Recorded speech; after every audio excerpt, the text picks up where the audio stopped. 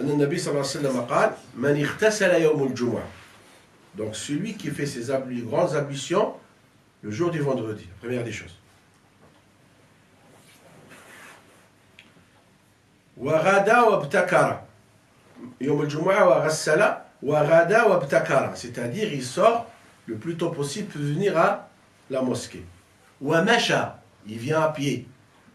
ثم لم يركب, et il n'utilise pas une monture ou un véhicule. ودنا من الإمام, quand il rentre, il s'approche le plus possible de l'imam. Il ne reste pas derrière.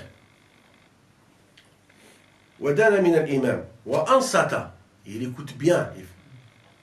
ولم يلغو, il ne parle pas quand l'imam il est en train de faire son prêche. كان له بكل خطوة, il aura pour chaque marche ou chaque pas qu'il a fait de chez lui jusqu'à la mosquée عمل سنة صيامها وقيامها. Allah lui donne la récompense de quelqu'un qui a jeûné toute une année, il a passé la nuit en train de prier. شفت الخير.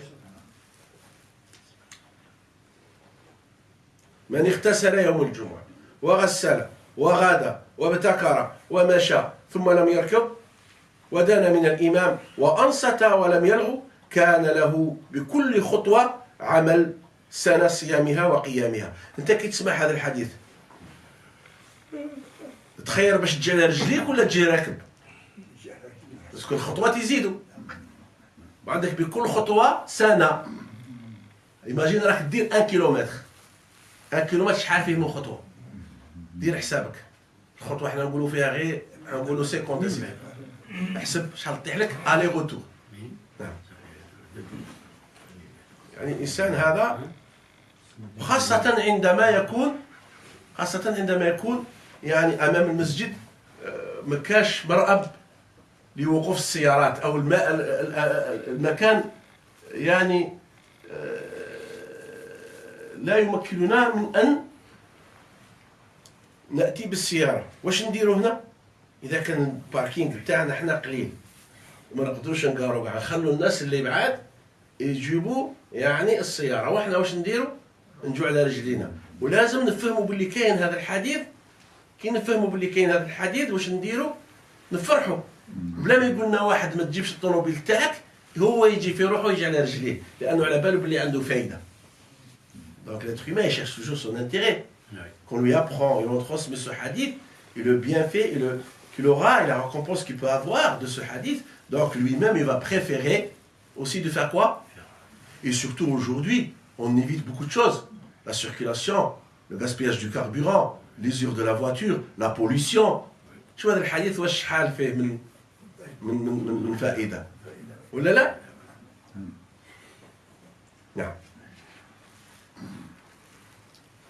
هذا حديث أيضا صحيح خرجه الترمذي والنسائي وأبو داود وابن ماجه. يقول الشيخ رحمة الله عليه وليتطيب لها.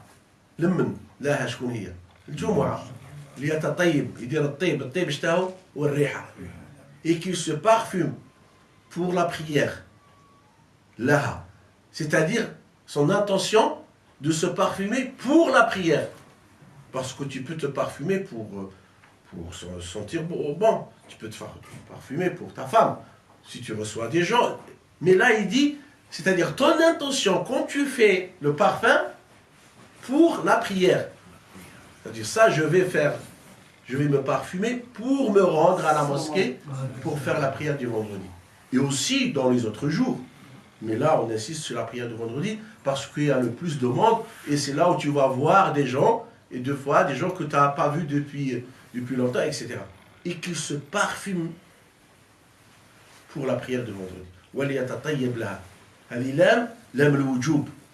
Et qu'ils se parfument. Alors là, il y a un ordre. Et qu'ils se parfument. Ça veut dire qu'il est obligé de se parfumer. Et comme ça, il aura le salaire de quoi? De la sunna. Le prophète sallallahu alayhi wa sallam le faisait et le prophète sallallahu alayhi wa sallam, il nous demande dans le hadith qu'on doit se parfumer. Et là, on rajoute quoi, nous?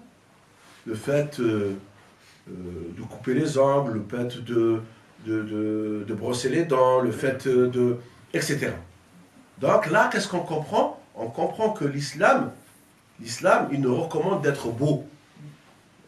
L'esthétique, ça ne fait pas partie de l'esthétique, ça? Donc l'islam, il nous parle beaucoup de l'esthétique. Des fois, on trouve un musulman, il s'habille comme il veut. Des fois, il fait peur. Quand tu le vois, la façon de s'habiller, ça fait peur des fois. الناس يلبسوا كسوة يعني يخوف بها.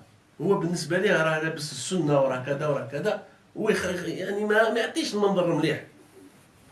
خاصة عند غير المسلمين. Surtout par rapport aux non-musulmans. Donc un musulman, il faut qu'il soit propre, il faut qu'il soit bien habillé.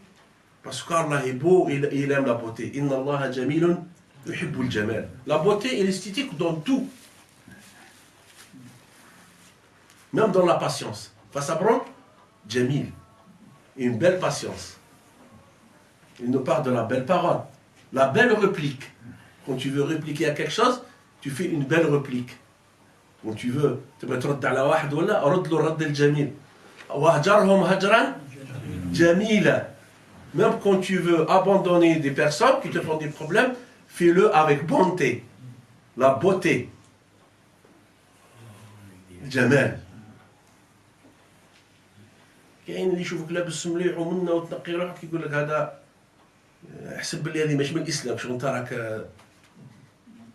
لذلك الانسان نتعلم من هذه الامور ان الانسان يتطيب، واذا وليدو يجي معاه لازم يدير له كما يدير هو باش يعلم الصبي من الصغر الامور هذه. نعم. لأن الله سبحانه وتعالى شيء قلنا يا أيها الذين آمنوا خذوا زينتكم عند كل مسجد. خذوا زينتكم عند كل مسجد. Là où vous allez faire la prière, il faut que vous aurez des vêtements dignes et propres. عند كل مسجد, toute mosquée, sans préférence. نعم. يقول الشيخ رحمة الله عليه وليلبس أحسن الثياب. Il lui recommande de faire quoi? De prendre et de porter les plus beaux habits. Les plus beaux habits que tu as. Tu dois les porter quand tu viens faire la prière. Imagine les non-musulmans qui nous voient venir faire la prière avec cette beauté. Et vont nous respecter plus parce qu'on est beau. Imagine toi, tu fais la prière à côté de quelqu'un qui est bien parfumé, etc. Tu profites des deux choses, de son odeur et de ce que tu entends. Imagine le cas contraire. Quelqu'un qui sent mauvais, il est à côté de toi. Est-ce que tu vas profiter de ce qu'il dit l'imam? Tu vas être occupé par ce que tu sens. Et tu vas gêner les autres par ton odeur. Beaucoup de personnes, des fois, ils viennent, même en dehors de la prière de vendredi, ils ne se douchent pas. On dirait qu'il y a l'eau qui manque. نعم أحبابي. ben oui. ويلبس أحسن الثياب. يقول هنا هذه سيونس بارونتيز ما يذكرهاش الشيخ، أنا ذكرتها هنا بالزيادة وأحسنها البياض. وأحسنها البياض. C'est-à-dire quand tu viens, tu portes quelque chose, des habits de couleur blanche. لماذا؟ فعن أبي هريرة رضي الله تعالى عنه وأبي سعيد الخدري رضي الله تعالى عنهما قال من اغتسل يوم الجمعة ولبس من أحسن ثيابه ومس من طيب إن كان عنده ثم أتى الجمعة كانت كفارة لما بينها وبين الجمعة التي قبلها. يعني الإنسان اللي يدوش يوم الجمعة ويلبس كسوة المليحة اللي عنده ويدير شوية الطيب، يعني يدير الريحة إذا كان عنده الريحة، يدير شوية ريحة. نعم. ثم يأتي الجمعة ويجي يصلي الجمعة، ربي واش يعطيه؟ يغفر له الذنوب تاع الجمعة هذه والجمعة اللي فاتت السمانة كاملة. شفت كيفاش الرسول صلى الله عليه وسلم يعني يوصينا ويحبب لينا النظافة بكفارة الذنوب. ما دامك تنظف روحك، ما دام ربي يغفر لك. شوف كيفاش. Donc je disais ici aussi, il y a deux hadiths rapportés par Ibn Abu Huraira et aussi par Abu Sa'id al-Khudri, qu'Allah les agrée. Ils disent que, le prophète sallam dit, celui qui fait ses grandes ablutions le jour du vendredi, et aussi, il porte les plus beaux habits, et aussi il se parfume, s'il a du parfum chez lui, et après il vient pour faire la prière du vendredi, il aura une récompense, c'est quoi? Ces gestes-là qu'il les a fait, là, le fait de se parfumer, le fait de porter des beaux habits, etc., ça va lui perdre, Allah subhanahu wa ta'ala, et il va lui pardonner les péchés d'une semaine. Le vendredi, là, et le vendredi passé. Combien on fait de péchés, nous, chaque jour?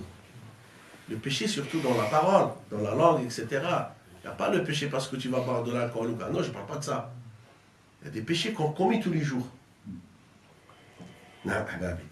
Donc ce hadith, c'est un moteur.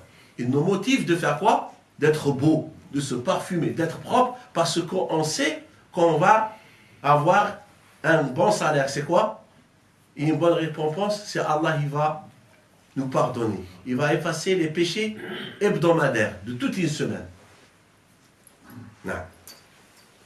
وخيرها أو خير الثياب البياض. الإنسان اللي يقوم بهذه الأمور ويزيد يلبس الكسوة المليحة وتكون بيضة. لأن النبي صلى الله عليه وسلم يقول البسوا من الثياب البياض. Le prophète sallam nous dit, il nous enjoint, hein, il dit, habillez-vous en blanc, ou portez des habits blancs. فإنها خير ثيابكم. Car la couleur blanche et les vêtements qui ont la couleur blanche, c'est les meilleurs vêtements que vous pouvez porter. وكفنوا فيها موتاكم. Donc, utilisez le blanc pour le linceul de vos morts. Le linceul du mort, il est quelle couleur? Voilà. Ça veut dire que quand on fait l'ihram, la couleur de l'ihram, comment elle est? Le vêtement qu'on porte, blanche. Vous voyez, donc le blanc, c'est quelque chose de préférable et de conseillé dans notre religion.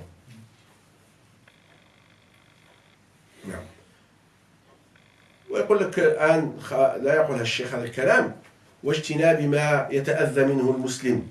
Et aussi, il faut éviter toute chose que peut porter ou causer un mal à un croyant.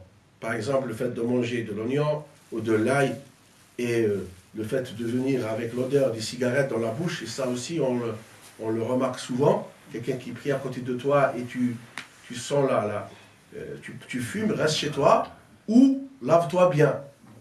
Nous, on ne t'interdit pas de venir à la mosquée, mais viens avec une bouche au moins de bonne haleine. Non.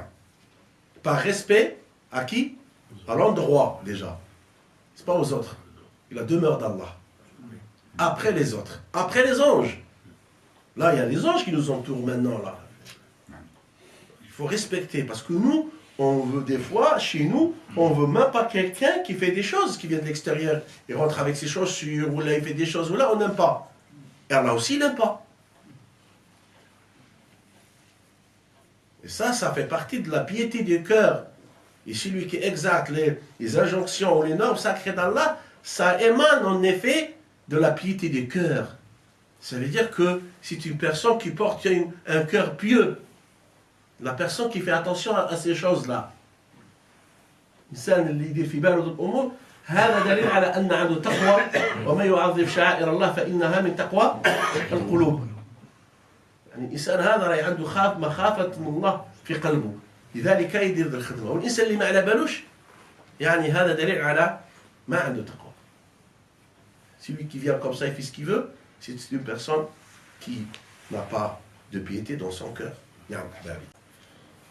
أيضا من الآداب التي لا يذكرها الشيخ هنا ولا يتخطى رقاب الناس. الإنسان من يجي ما يتخطاش الرقاب تاع الناس ويبدا يدخل يدير لهم كيما هكذا. وينصب المكان يجلس. ما يبقاش يتخطى في الناس وداخل ما بيناتهم. ولا يتخطى رقاب الناس ولا يفرق بين اثنين. زوج راهم قاعدين تدير هكذا وتي فو باسي. هذا لا يجوز. مش من الآداب. ولا يمر بين أيدي المصلين. واحد راه يصلي ما تفوتش قدامه هكذا إلا إلى ضرورة. إلا ما عندكش كيفاش دير الله غالب. كاين هذا الشيء هذا في مكة يصلي وهو دايز لأن مكة ما يقدرش يتفاداها، الناس غاشي بزاف، يروح منا ما عنده كيف يدير. هنا ما يقدرش الله غالب عليه، كما في مكة ما تقدرش. وأن يطلب بالصف الأول ما أمكن. الإنسان هذا كيجي وإذا صاب اللي كاين بلاصة راهي كاينة في الصف الأول ما يبقاش في الصف الأخير، يتقدم الأول في الأول تكون الصف يعني متقدم، يعني الأمور متنظمة. وأن يمتنع عن التنقل عند صعود الإمام المنبر. يعني إنسان كي يطلع المنبر هذاك الإنسان ما يبقاش يدور رايح وجاي ومنا وكذا، مادام الإمام طلع المنبر خلاص كان بلاصتك وجلس. نعم. وينشغل بإجابة المؤذن، لأن المؤذن راه يأذن، ما تبقاش تدور، راك ترد على المؤذن عندما يقول الله أكبر تقول الله أكبر، راك قاعد وراك تصنت وترد على المؤذن اللي عندك أجر. وأيضا بسماع الخطبة. Donc parmi les bienséances qui ne sont pas citées dans l'épître de Abi Zayd al-Qayrawani, mais on va les évoquer quand même, le fait de ne pas enjamber les gens, et ne pas séparer de personne, et ne pas passer avant les premiers, et essayer d'atteindre le premier rang si c'est possible. Non. Et s'abstenir aussi de monter une fois, s'abstenir de trop bouger et d'être mobile une fois l'imam monte sur le minbar et le muezzin commence à faire l'appel à la prière. Non. Et il faut aussi se rapprocher le plus possible et écouter le prêche de l'imam. يقول الشيخ رحمة الله عليه، نرجع عن الشيخ، وليتنفل إن شاء قبلها. يعني قبل لا يأذن الأذان وانت راك المسجد تقدر تتنفل، تقدر تصلي يعني. Et tu peux faire des prières surrogatoires si tu le veux avant l'appel à la prière, hein, et que l'imam soit sur la chaire. Donc, avant tu peux faire des prières surrogatoires. ولا يفعل ذلك الإمام. الإمام يقول عند المالكية ولا يفعل ذلك الإمام. الإنسان كي يجي يصلي الجمعة هو الإمام اللي غادي يصلي بالناس، ما يجيش عند المالكية مثلا ويقعد هنا ويبدا ينفل ومن بعد يقارع ويطلع للمنبر. لا، عند المالكية الإمام كي يدخل مباشرة وين يمشي؟ للمنبر. نعم. ولا يفعل ذلك الإمام وليرقى المنبر كما يدخل. Donc, il ne fait pas les prières surrogatoires, on parle de l'imam, mais il va directement à la chaire et aussitôt qu'il rentre à la mosquée. Donc il ne va pas attendre, il va rester faire la prière ou faire autre chose.